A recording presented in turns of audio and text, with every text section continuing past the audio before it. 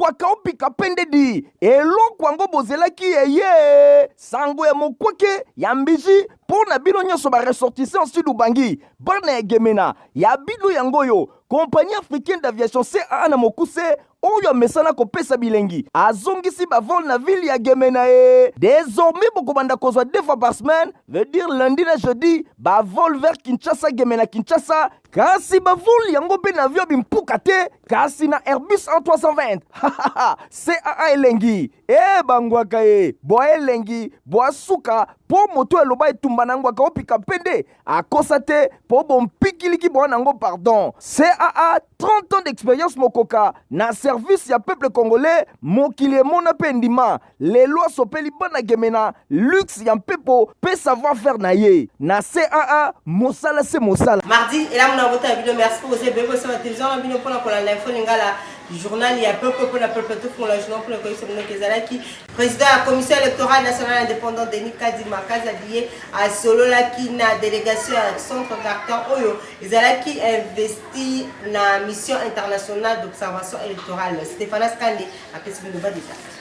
Président de la Commission électorale nationale indépendante, Denis Kadima, a betaki masolo na délégation ya Centre Carter oyo ezali investi na mission internationale d'observation électorale oyo bazali ko diriger epai ya Catherine Samba Panzi, ancien chef d'État ya transition ya République centrafricaine. Entretien oyo esalemaki na présence ya premier vice-président bienvenu Ilanga Lembo. Boye bango balobelaki mingi rôle oyo mission d'observation oyo bako jouer na ndenge baye la état ya préparatif et organisation à l'élection combinée le 20 décembre 2023. Catherine Samba Panzi, accompagnée de Nicolas Teindas, directeur de la mission invité na ministère des Affaires étrangères où ils allaient composer na équipe ya ba cadre pe d'experts ya ba puis oyo ba observer en long terme pe ba kosa la restitution oyo bazali ko diriger mission internationale électorale ya Centre Carter balobi baye na capitale ya République démocratique du Congo depuis quelques jours balobi ezalaki nécessaire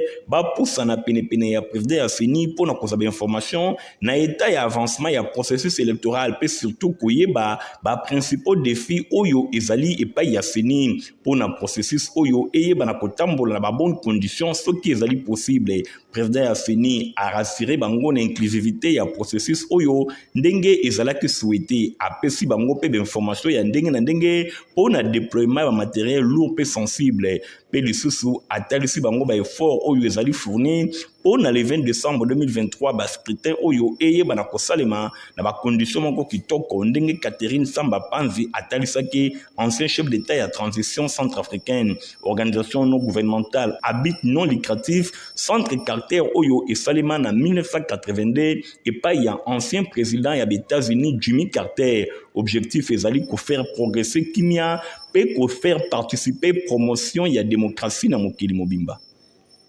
Le masolo rapporteur ya CENI Patricia Seya à sa l'équipe de presse Wapepai andaki kolobela to pas daki ko confirmer tenue à l'élection et constat le mercredi 20 décembre 2023.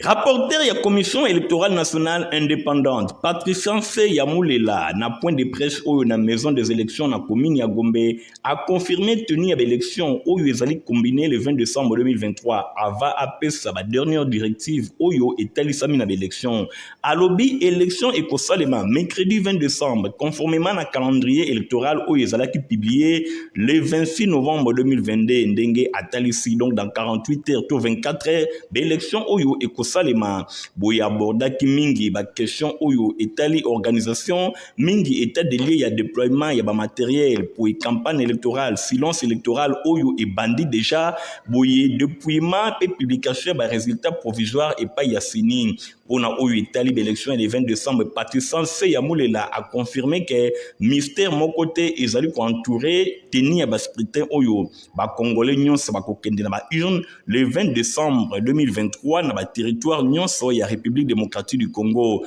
Pona oyo etali silence électoral, rapporteur ya CENI atalisi na ba parti nyonso ba respecter temps ya réflexion oyo ezali accordé epai ya électeur avant ba kende kosala ba choix na bango ba longola ba affiche ba parti pe ba candidat nyonso na rayon ya 100 mètres ya ba centre de vote mardi 19 décembre 2023. Pona oyo etali déploiement ba matériel pe appui ya gouvernement et longola ba partenaire extérieur atalisi que CENI azali ko rassurer que ba matériel nyonso ezali ko koma déjà na ba site nyonso et commis déjà 24 heures avant scrutin ndenge mobeko ezali kotalisa pona oyo etali publication ba résultats provisoires au-delà ya oyo kozala affiché na ba bureau de vote boye Patrice ya Mulela a rappelé ba disposition légale ya loi électorale dans l'article nango 45 71 p 72 oyo ezali kolobela ba mission observation et sengeli ba effectuer observation na bango na respect ya mobeko ya République démocratique du Congo bango bakoki ko perturber soki mokete to kokota na makambo etali déroulement ya ba opération électorale pona wana alobi kaka seninde azana monopole ya publication ba résultats provisoires pe na ba juridiction compétente oyo tâche et pesameli bango pona ba résultat définitif c'est ya représentativité pe ya éligibilité et prise en charge na cas spécifique et ba carte d'électeur déroulement ya scrutin pe ba consigne nyonso ya ko respecter mokolo ya scrutin yango ezalaki pe expliquer et pa ya ba journaliste pe ba expert ya centrale électorale boye atalisi ke mosala oyo CENI asali na management ya président Denis Kadima Kazadi asengi na ba congolais nyonso bakenda ba urne mercredi 20 décembre 2023 na kimia na sérénité pe na tranquillité pambate CENI azali kosala makasi pona offrir na ba congolais l'élection moko ya malamu depuis ba cycle électoraux et banda na RDC. Na basolo msuwe bake route wa Kimbateke cimetière eza na time moko ya mabe makasi trafic wa côté kuna eza vraiment malamu te. Reportage Nadine Asola. Aveni babengi Mobutu na commune ya Kimbanseke ezali ya kobeba na ndenge ya kosakana te aveni oyo route cimetière elongwe banda na place Sainte-Thérèse na commune ya Njili kino Kimbanseke ezali vraiment impraticable botala bino moko surtout soki okomi déjà na niveau ya Dokolo okomi na niveau ya Kimbangiste hôpital okomi na niveau ya Wenze ya Ngandu ti komata na cimetière ezali pasi pe mawa botala bino moko calvaire oyo population avandi na commune ya Kimbanseke azali komona memba moto awa po eleka ezali pasi pe mawa bino moko botala bawewa ndenge bazali ko défier à part bawewa mituka kutu esuka kaka na niveau ya Wenze ya Ngandu esika maison communale ezalaka kala moyen et matati na cimetière ezalaka te bo imaginer soki bato babeli esengeli kokumba bango ndenge nini kino kokene na hôpital to mwasi soki azana pasi ya kobota ekozala ndenge nini na commune ya Kimbanseke ba reporter ya Info Lingala journal ya peuple pona peuple babetaki tour kuna boyoka population ndenge atalisi pasi na ye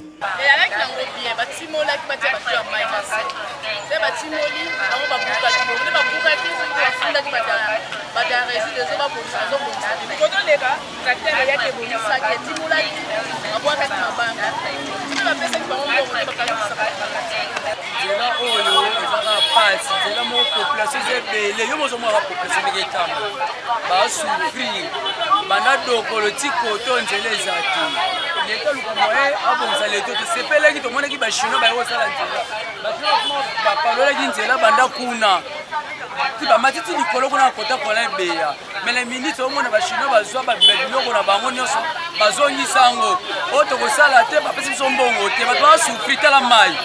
résidezo ba tio ombayo za mai résidezo résidezo ba tio to boka so ngo solution te nzele baby mais to le kezate ba doit souffrir tobanzi ke ba autorité bayoki bakosala makasi pona ko réhabiliter route cimetière boye route cimetière na commune ya Kimbanseke impraticabilité na yango ezali ko nyoko la population oyo azali obligé ya ko beta makolo ba distance mulai kaka pona ko kende mosala to pe kelasi soki l'état a réhabilité yango e kozala malamu poko tika population a vivre na calvaire boye ezali lokola na mboka kasi na ville ya Kinshasa oyo ezali pasi pe mawa kaka masolo o etali masolo ya banjela bo ke commune ya Kisenso eza na problème makasi na likambo etali nzela reportage ezali kosala bango pasi po banzela ebele ezali kosalema kasi awa na commune ya Kisenso mawa pe désolation komona bakonzi ya mboka ko abandonner bango pe ekokipe bango te. Banzela pasi mai koloba te, courant wana kutu bosana yango. Awa kutu na morgue ya d'État bibembe ekomi kopola. Po courant ezalaka te. Bana ya kisenso baleli cri d'alarme. Morgue oyo. Morgue oyo. Ezali pona biso nyoso tozali ana ville de Kinshasa. Tukamna obangisa morgue oyo. Bibembe zopola. Pona nini? Nzela ezate. Kisenso ezali pe na posa ya kozala désenclaver lokola ba commune mususu. Bakonza mboka botalela bango solution na makambo na bango. Mwana mboka Eric Mwamba aza na fondation na ye waza kobenga Fondation Eric Mwamba eza kosenga na moto noto aza na posa akene kosadire pina rapporter. Présence Eric Mwamba numéro 1 ya fondation oyo eza na kombo na ye na commune ya Kimbatseke ezalaki mingi penza pona kotalisa na bana ya Kimbatseke ke baza bango moko te bazali pe abandonné te. Fondation Eric Mwamba eza koevre pona bien-être na bango na ba domaine ya ndenge na ndenge. Awa sur place coach Eric Mwamba asengaki na population ya Kimbatseke en particulier basadere massivement na fondation oyo bazala libanda te ndi bakomona tina na yango pe bilengi ya fondation Eric Mwamba. Zana Kimbatseke toyaki ko visiter ko installer base na cadre ya FEM parce que nde tolobaki FEM eza changu eza Kimbatseke donc tozala Kimbatseke partout donc toye ko installer base pour permettre bandeko nyonso kutu ba bénéficier pe na ba œuvres sociaux na biso ya FEM. Ba jeune nyonso Kimbatseke merci beaucoup na kei na bango na soutien na bango et na conseiller bandeko belé basadere massivement na FEM. Yo oyo ovandi libanda yeba ki fondation Eric Mwamba ezali en marche et pona yo papa mama elenge kota na kati surtout na souci oyo Eric Mwamba coach azalaka na yango pona changu na botombwani na yango. Vive la fondation Eric Mwamba. Fondation Eric Mwamba bazali kosala pona bana nyonso ya changu surtout que changu mobimba endimi yango.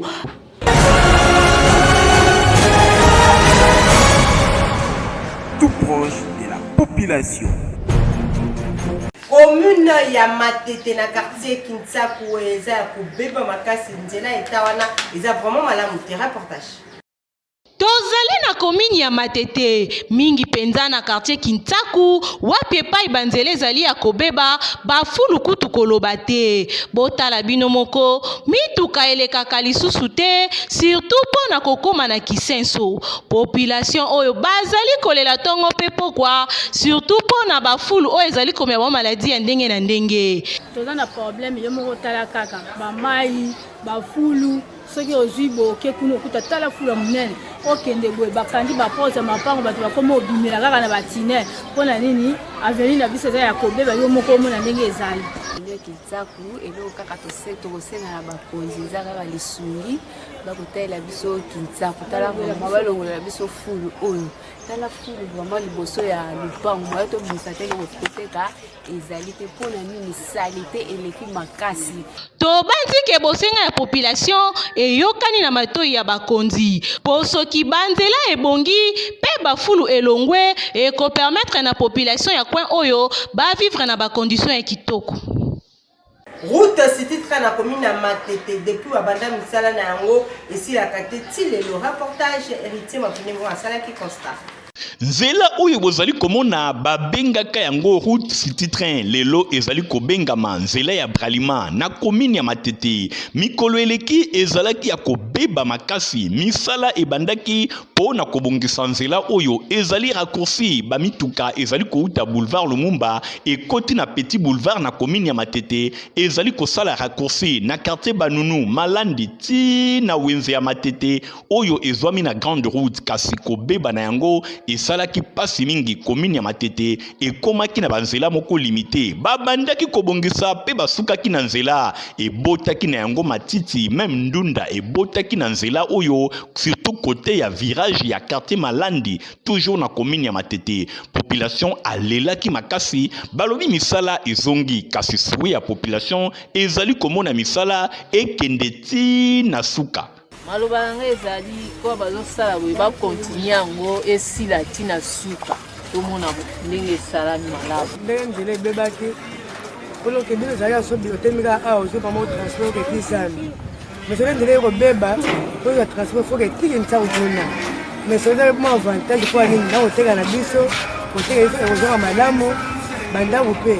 ekozwa malamu ekoma baprimo ya bien bato bana boyo ekozwa kote mpo mikuluna mpo eza te tobanzi ke lokola misala oyo e répondre et kokende vraiment tina suka pona ko permettre mituka eleka malamu na route ya Bralima ex city train kokende tina wenze ya matete soki ezali ya kobeba ezali ko permettre mosala esali malamu te mituka ezali koleka malamu te ba moto kutu koloba te zokande yango e ko permettre circulation ya malonga na commune ya matete tobanzi ke mikonzi bayoki bakosala makasi pona kosilisa misala nyonso ya nzela oyo Bavole ya Kinshasa Gemena Kinshasa ici et bandaki à travers Airbus A320 aux la capacité ya pour voyager bato ebele première vol na Gemena et ça la makikito 15h50 nde ezalaki air oyo Airbus A320 ya compagnie africaine d'aviation CAA na bokuse ekitaki pona mbala liboso na aéroport national ya Gemena depuis bakangaka escale oyo na 2016 na pied d'avion tomonaki maire ya Gemena Jacob Luba ya Mbuka oyo asaluaki commandant à bord Lick Scripsens na ba membre nyonso ya équipage avant amema bango po basaluer ba chef coutumier ya ville ya Gemena pe bato ya nzinga oyo ba entouraki président national ya association socio-culturelle Ngambe Bouclier Mbaka Emmanuel Ngbali Gaza oyo ba bundi makasi elongo na ba autorité provinciale ya Sidubangi na fête ya Sidubangi pona ko convaincre hiérarchie ya CAA po bandima ko servir ligne aérienne oyo kitoko. Merci à la hiérarchie de la CAA qui finalement a accepté de répondre positivement à notre démarche. Nous remercions les ministres du Transport et de la Communication qui ont mis en compétition. Nous remercions également et nous remercions toute la population qui nous a soutenus. Toute la population qui nous a soutenus pour cette démarche. Ambiance ezalaki total na aéroport ya Gemena population bayaki ebele oyo babinaki na rythme ya groupe folklorique Gazawili. Elandisamaki na visite ya avion na kati epai ya ba chef coutumier pona ko rendre compte ya confort pe capacité d'accueil nango pona premier vol oyo bondi melangake CAA azalaki na 123 passagers na arrivé pe 92 na départ ya Gemena oyo ezali penza motif ya fierté pona chef ya escale Monsieur Longondo GG. À la joie pour la journée d'aujourd'hui puisque mon patron m'a honoré. Je suis en train de rassurer la population que nous sommes là. Donc on a organisé 2 vols par semaine. Je sais que si plus on va augmenter le trafic, nous allons aussi modifier, on va ajouter encore un autre. Voilà la seule promesse que moi je paie, que nous sommes avec vous et nous allons desservir la contrée du sud du Mali.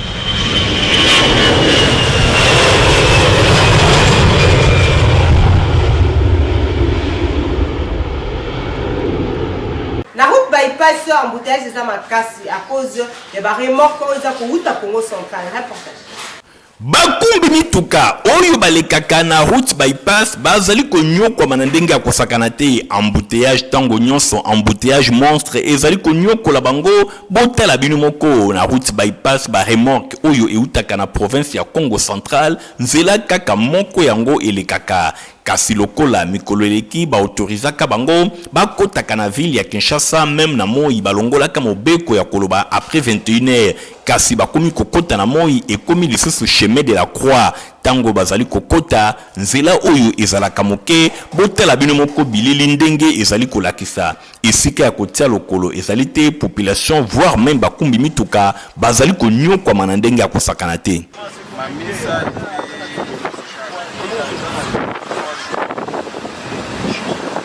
Tobanzi ke route bypass ezali nzela moko ya moke atako ba autorité balongola ki mesure ya kokotisa ba remorque après 21h kasi esengeli ordre ezala soki ordre ezali te ekozala pasi pe mawa lokola oyo bakumbi mituka pe population bazali kovivre ces derniers temps na route bypass ezali eloko ya pasi esengeli ba autorité bayeba ndenge nini bakoki kotia ordre na route bypass mpona koempêche biloko ya boye ekomaka te. tobeta bongo basolo oyo rédaction ya Info Lingala journal peuple na peuple aza kobetela bino lisolo lelo ya concombre bien fait ya concombre eza nini Nadine Solo. Concombre ezali légume moko rafraîchissant oyo eregorgeaka vitamine pe minéraux essentiels pour na bon fonctionnement ya organisme jinango à 96% eza na ba vertu diurétique pe drainante eza na fibre. Concombre et participaka na bon fonctionnement ya transit intestinal na oyo etali ba bien fait ya concombre bo simba ke concombre eza légume vert oyo eza renfermé na cucurbitacine na ba propriété anticancéreuse grâce na antioxydant oyo eza nango. Concombre eza astuce ya makasi pona ko perdre poids po eza na 96% ya mai pe pauvre na calories. Concombre écartaka ba maladie cardiovasculaire po eza na fibre, magnésium pe potassium. Trio de choc oyo eza très efficace po ediminuaka pression artérielle. Kolia concombre cru na poso nango e apportaka peroxydance oyo e réduisaka cholestérol na oyo etali cosmétique bo simbake concombre consommation nango e kolisaka suki e eliminaka teint surtout soki osangisi yango na yaourt nature a opakoli yango pendant 20 minutes okokoma na te moko uniforme pe efongolaka bapor. Concombre eza calmant naturel esilisaka stress esilisaka solo ya monoko to mauvaise haleine. Il suffit o appliquer yango pendant 30 secondes na monoko esilisaka estomac elongolaka barite esilisaka trouble digestif mingi kolia yango na poso na yango po eza na pepsine oyo efacilitaka digestion. Concombre eza légume moko malamu oyo ekoki soko mokete kozangaka na bakuisine na bino po eza malamu po na loposo motema pe estoma na bino.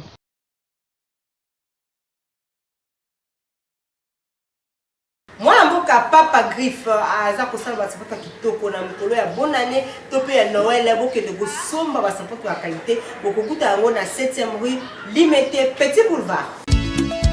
Pasi na ngai eutako apio olingaka basapato kitoko olingaka mokoto ya malonga oyo ekobimisa yo propre liboso ya bato nyonso esika eza se moko na 7e rue na commune ya Limete na place commerciale na Petit Boulevard. Tala malamu yeyo collègue ya bato nyonso basalaka basapato minene na mikili ya poto basapato ya kitoko oyo bino boyebi yeyo ye moko ayebi mosala na ndenge akosakana te bato nyonso bayebi collègue ya Jimmy Weston azali kosala koto na ndenge akosakana te. Nayebi ke chef de l'État Fachi Beton oyebinga na Kombo oyebinga na Elongi oyebinga na Moussaba. Moi je pense que c'est déjà quelque chose de bon. Puis oyebi batezaki na Limete toki na premier ministre ozalaka nayo na musée oyo kota palais du peuple obenga ngai tokutana mais ti lelo ka ba blocage. Mais aussi même na ministre là, ministre de la culture azali, ministre de l'industrie azali, ministre de la PMI azali, PMR. Mais pourquoi tu es beaucoup de changa maboko, va venir diminuer taux de chômage. Pour nous les hommes, par contre, vous avez pas grise pour diminuer taux en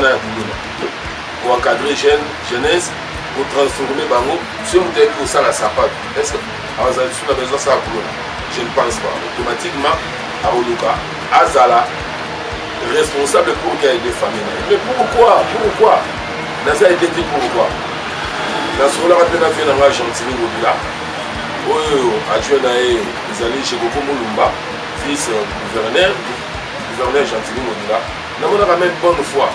alobaka nga moko amemanga ti epa chef de l'état napesa ye mokoto bo nayebi ke makambo ya politique mpe mwa makambo ebele mais efeki bonne foi oyo baautorité mosusu mpe baza nango moi je pense que mosala effort eza devoir na bino nga devoir na nga nasali soki teleboya na 7e rue place commerciale na petit boulevard place baartiste wana mpe mosu omonaka basaka babiro bakekele okomona ana la présence de basala naza bien organisé nasala mikanda nyonso oyo ekosenga l'état lobi po tosoutenir yo yango na bimisi mais balingi kosoutenir nga te bon je comprends ntango client nyonso akotaka awa oyoka yango papa desmawa ngo babiso mama te po basoutenir yo il faut simba science mais nga na osimba science na vi nanga te donc chaussure ya awa ozala osala fete olia bato nyonso na fete nataka pesa awa ozala oza na mariage lata awa oza na sapato ya monene lokola ilki yaka na odimini yango mpo balokwa ye moko ekoka yo oza na oyo lokwa ye moko olingi ekoma boliki lokola ilki yaka na osala ngo nasaka réparation nasaka fabrication donc nayebi mosala oyo comme il se doit otaki bate eza te oyoki adresse eza se moko na 7e rue Petit Boulevard na commune ya Limete epai wapi bachaussure basandale bamapapa ezali kosalema na ndenge ya kosakana te soki okoti awa obosani Italie libela potopota malonga mpona bana na bino eza potivap yo mpe mokolo okoki na okomela yango epesaka sante kitoko mpona bana. Une génération a une autre choix ya potopoto diaming et tikali na top. Ngai nakolisa bana na ngai na diaming. Bana na ngai pe bazali kokolisa oyo ya bango bakoko na ngai kaka na diaming. Diaming ezali potopoto ya kitoko pe elengi esalemi na bana ya mboka. Consommons congolais.